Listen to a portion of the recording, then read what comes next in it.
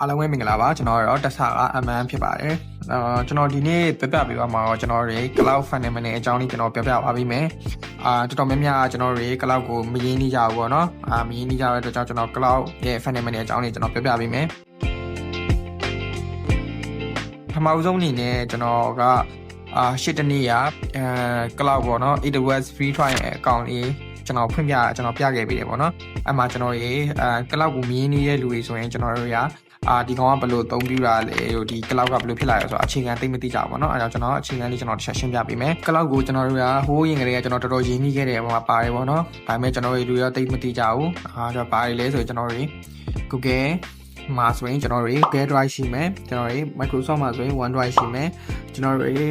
Apple မှာဆိုရင်ကျွန်တော် iCloud ဆိုတာရှိလိမ့်မယ်ဟုတ်နော်ကျွန်တော်ဒီလို cloud တွေတင်တယ်ပေါ့ဒီကောင်ကြီးကတော့ကျွန်တော်တို့က straight cloud အနေနဲ့ပဲကျွန်တော်မြင်ခဲ့ရတယ်အခုချိန်မှာတော့ကျွန်တော် cloud တွေကတော့ဒီ on-premise ပေါ့နော် on-premise မှာ run ထားတဲ့ server ကြီးတစ်ခုလုံးတော့ကျွန်တော်တို့က cloud ပေါ်မှာတင် run လို့ရနေပြီကျွန်တော်တို့ storage cloud ကတော့ကျွန်တော်တို့ mail လေးရှိမယ်ပေါ့နော် mail ရဲ့ password လေးထည့်လိုက်တာနဲ့ storage cloud ကိုကျွန်တော်တို့သုံးလို့ရပြီသူ free ပြီးရင် free ပြလောက်ပေါ့နော်ပေးသလောက်ပေါ့သုံးလို့ရတယ်အဲ့မှာကျွန်တော်တို့ရပါသိမ်းလဲဆိုရင်ပုံနေသိမ်းကြရတယ် storage cloud ဆိုတော့ပုံနေသိမ်းမယ်ပြီးတော့ရင်